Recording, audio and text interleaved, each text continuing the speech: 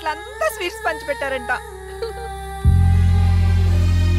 ఏంటండి ఏదో ఆలోచిస్తున్నారు? కవల పిల్లలు పుట్టపోతే ఏంటే బంగారం లాంటి బిడ్డను కన్నావు. అవునండి, నిజంగా మన బిడ్డ బంగారమే.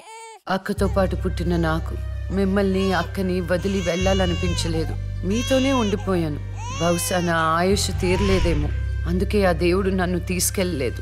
అక్కని ముద్దాడుతున్న అమ్మను చూస్తుంటే నాకు ఏడుపొచ్చేది. కానీ అమ్మ నన్ను దగ్గరికి తీసుకోవడానికి నేను కనిపించను కదా. అమ్మ ఉన్న వాళ్ళు ఎంత అదృష్టవంతులో, అమ్మ స్పర్శ ఎంత బాగుంటుందో నాకు అర్థం చేసుకునే వయసు లేకపోయినా అది అమ్మ ప్రేమని అర్థమైంది. నాన్న కూడా అప్పుడప్పుడు అమ్మ అవుతాడు. ఆ క్షణం అక్కలో కలిసిపోయి ఆనందాన్ని అనుభవించేదాన్ని. మీరు లేనప్పుడు అక్క పక్కనే ఉండేదాన్ని. నాకు ఇంత అన్యాయం చేసిన దేవుడు చిన్న సంతృప్తిని మిగిల్చాడు. ఎందుకంటే నేను అక్కకి కనిపిస్తాను కాబట్టి. నీలాల కళ్ళని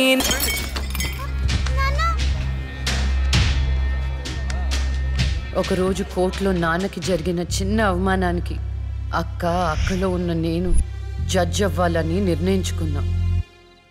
అక్క ఎక్కడున్నా నేను అక్కతో పాటే ఉండేదాన్ని. నేను తనకి కనిపిస్తానన్న విషయం అమ్మా నాన్నలతో చెప్పకూడదని ఇద్దరం ప్రామిస్ చేసుకున్నాం. ఎందుకంటే నన్ను పంపించేస్తారేమోనన్న భయం. అలా 7 సంవత్సరాల పాటు అక్క నేను కలిసి పెరిగాం.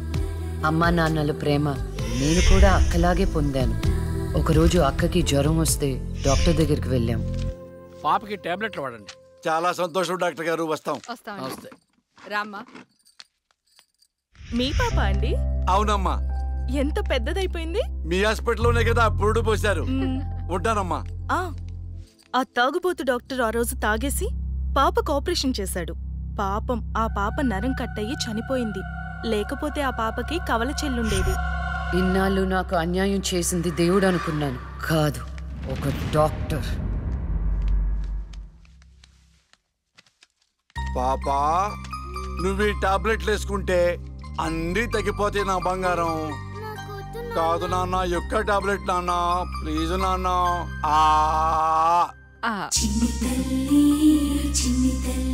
జ్వరం తగ్గిపోద్దు నాన్న. బుజ్జు బంగారు తల్లి.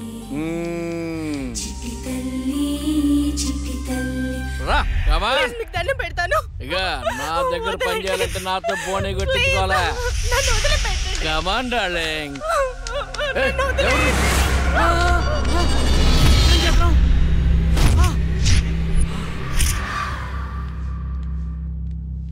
పాపా, పాపా, తులసి పాప ఎక్కడ? అదే అర్థం కావట్లేదండి. ఎక్కడికి వెళ్ళింది?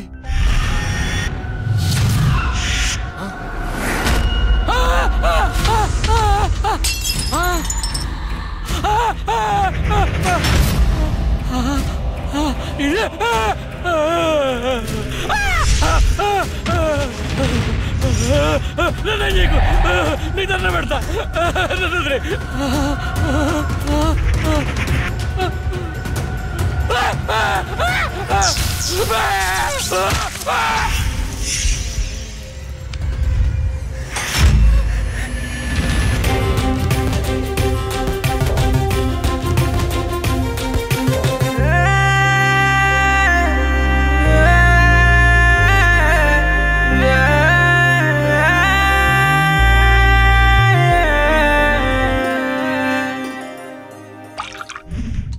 గురువు గారండి, మా అమ్మాయి లా పాస్ అయిందండి. ఇక నుండి మా అమ్మాయి పేరు లక్ష్మి కాదండి, లాయర్ లక్ష్మి. పర్వాలేదా? కోర్టు ముందు టీ అమ్ముతునే కూతుర్ని లాయర్ని చేసావు. Very good. ఇంతగా అమ్మాయి ఎక్కడా? లక్ష్మి,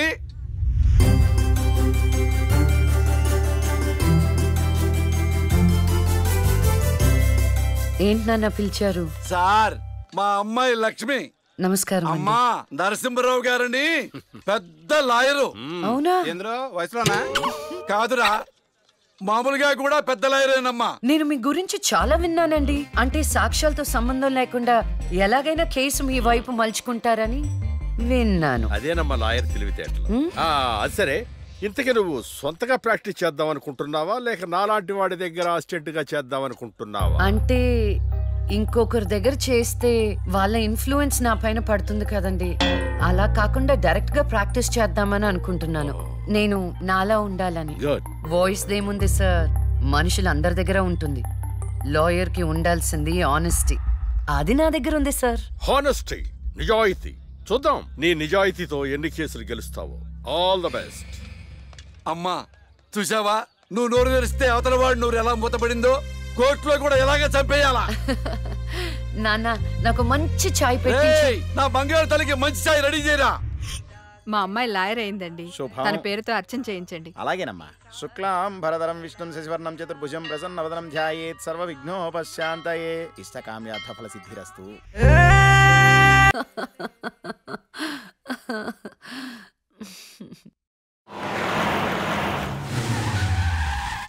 అక్క లాయర్ కన్నా జడ్జిగానే సూట్ అవుతుంది. చిన్నప్పటి నుంచి పార్షాలిటీ లేకుండా ఏది న్యాయమో ఏది అన్యాయమో తెగేసి చెప్పేది.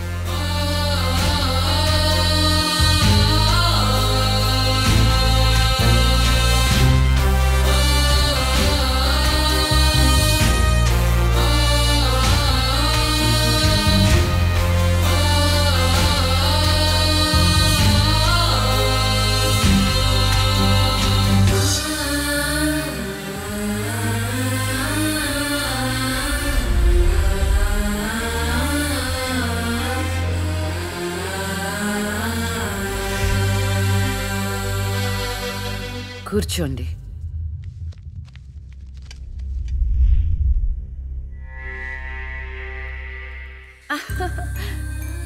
All the best. Proceed. Your honour, ఈ బోనులో ఉన్న రాజీవ్ అనే యువకుడు స్వయానా ఎమ్మెల్యే గారి ముద్దుల కొడుకు. వాళ్ళ నాన్నగారు అధికారంలో ఉన్నారన్న అహంకారంతో నడి రోడ్డు మీద ఒక యువతిని అందరూ చూస్తుండగానే తన కారులోకి లాగి మానభంగం చేశాడు. అంతేకాదు యువర్ ఆనర్, అదే కారుతో ఆ అమ్మాయిని గుద్ది చంపేశాడు యువర్ ఆనర్. ఈ ఘటన జరిగి 4 సంవత్సరాలు అవుతుంది. ఈ రాజీవే హంతకుడని అందరికీ తెలుసు, కానీ ఇంతవరకు నిందితుడికి శిక్ష పడలేదు your honour. Objection your honour. Objection sustained. Thank you. ఈ పేపర్లో టీవీల్లో వచ్చిన వార్తల ఆధారంగా శిక్షిస్తూ పోతే జైళ్లు నిండేవి యువర్ ఆనర్. ఈయన క్లయింట్ ఎమ్మెల్యే గారి కొడుకు అవటం వలన అతన్ని రాజకీయంగా దెబ్బ కొట్టాలనే ఉద్దేశంతో ఈ ప్రతిపక్షాలన్నీ ఏకమై ఈ ఛానళ్ల వాళ్ళతో కలిసి పనిన కుట్ర మాత్రమే ఇది. ఈ రాజీవ్కి చనిపోయిన అమ్మాయికి ఎలాంటి సంబంధమూ లేదని తమరికి విన్నవించుకుంటూ అతన్ని నిర్దోషిగా భావిస్తారని ఆశిస్తున్నారు. That's all your honour. Objection your honour. ఇలాంటి వాళ్ళకి శిక్ష పడకపోతే ఎంతో మంది అమ్మాయిలు బలైపోతూనే ఉంటారు. నేను ఇదివరకు ఎన్నో సాక్ష్యాలను కోర్టులో ప్రవేశపెట్టడం జరిగింది యువర్ ఆనర్. దయచేసి మానవతా దృక్పథంతో ఆలోచించి జడ్జిమెంట్ ఇవ్వండి.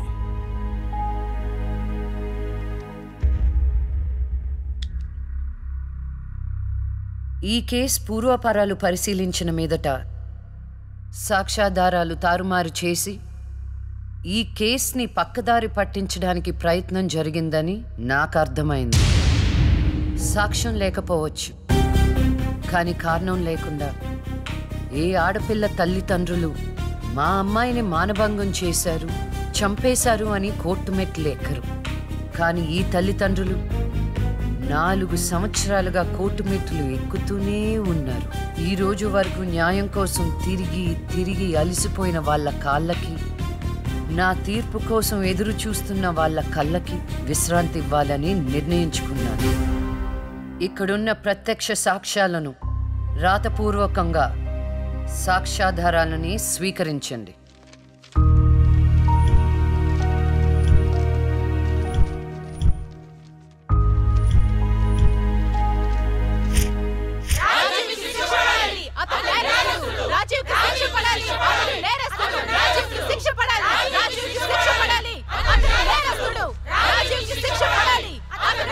Order, order, order.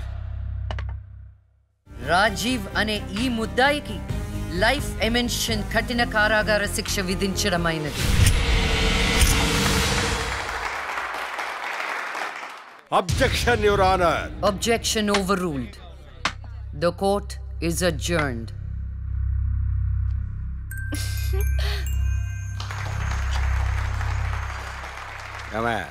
కొత్తగా వచ్చింది అంటే ఏ సీమ టపాకాయో శిశింద్రియో అనుకున్నాం. లక్ష్మీ బాంబు. జాగ్రత్తగా ఉండు. చెమటలు పట్టించేస్తుంది సార్.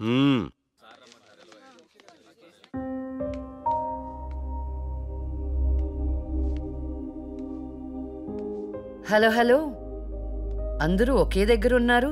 ఏంటి స్పెషల్? చేపల పులుసు మేడం. తినండి తినండి.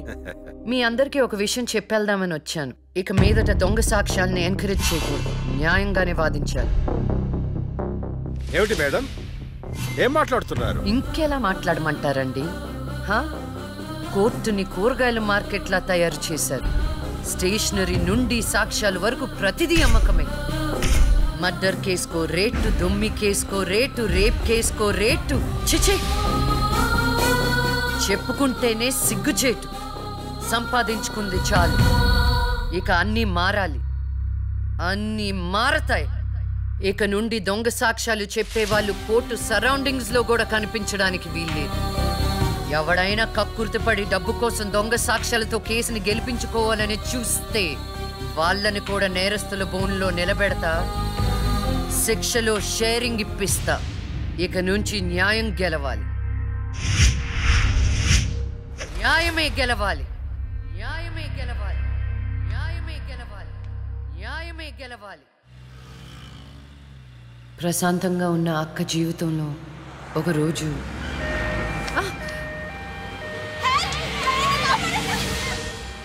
అంబులెన్స్ లో అమ్మాయిలా ఫాలో అవ్వు. జాగ్రత్త.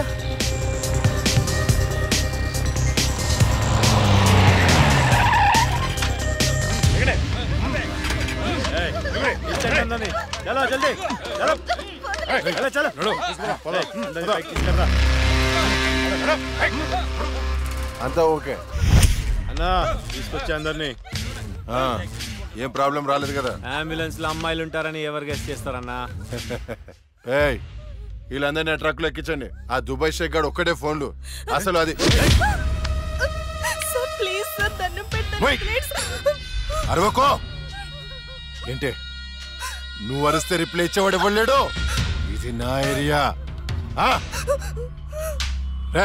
తీసుకెళ్ళండి రా అందరినీ. తీసుకెళ్ళండి తొందరగా. Stop it!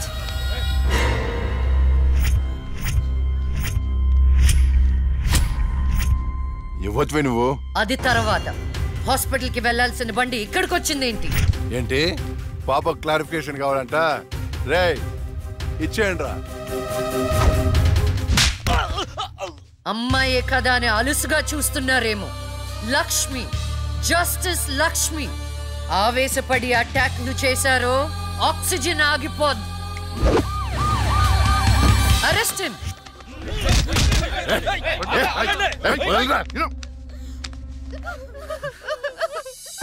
అయ్యో, ఏడవకండి అమ్మా, ఏడవద్దు, ఊరుకోండి, ఏడవద్దు. వీళ్ళని స్టేట్ హోమ్ కి తీసుకువెళ్ళండి. వీళ్ళ పేరెంట్స్ ఎవరో కనుక్కొని వాళ్ళకి అప్పచెప్పండి. నిన్న స్వామీజీ దగ్గరికి వెళ్తే నా టైం బాగుందన్నాడు. ఏంటి ఇలా జరుగుతుంది? అమ్మాయిల అక్రమ రవాణా కేసు మినిమం 10 సంవత్సరాలు శిక్ష పడుతుంది. నిన్ను శిక్ష ఎన్నేళ్లు పడుతుందని అడగట్లేదు, నన్ను శిక్ష నుంచి తప్పించగలవా అని అడుగుతున్నా. తప్పించడానికి అక్కడ ఉంది ఎవరు? ఎవరు? లక్ష్మీ బాంబ. అంతేగా? చాలా కరెక్ట్ ఇన్ఫర్మేషన్ చెప్పావు నాయనా. నా కేసు వాదిస్తే నువ్వెంత డబ్బు అడిగితే అంత ఇస్తాను. వాదిస్తాను, కానీ గెలుస్తావని నమ్మకం మాత్రం లేదు. కానీ నువ్వు గెలవాలి. నువ్వు గెలవాలి అంటే లక్ష్మి నీకు ఫేవర్ గా జడ్జిమెంట్ చెప్పాలి. ఇదే నేను నీకు ఇచ్చే సిన్సియర్ సజెషన్. వస్తా ఏమయ్యా, వస్తా.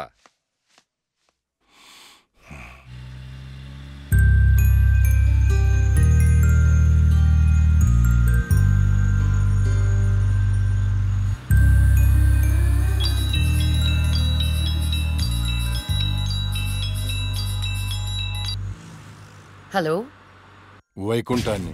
నా కేసు విషయంలో పోలీసు నుండి లాయర్ల వరకు అందరూ నా చేతుల్లో లేదు, నా చేతుల్లో లేదని చేతులు ఎత్తేస్తున్నారు. కారణం నువ్వంటే భయం. ఆ భయాన్ని కోరేట్ ఫిక్స్ చేశాను. కోటి రూపాయలు.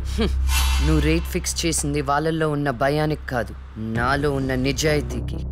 నువ్వు కోటి పక్కన ఎన్ని సున్నాలు పెట్టినా దాన్ని కొనలేవు. ఏ జడ్జి, ఏంటే నీ పొగరు? డబ్బుంటే ఏదైనా కొనొచ్చనే నీ మైండ్ సెట్ క్యాన్సర్ కంటే డేంజర్. దానికి ఆల్రెడీ ట్రీట్మెంట్ స్టార్ట్ చేశా.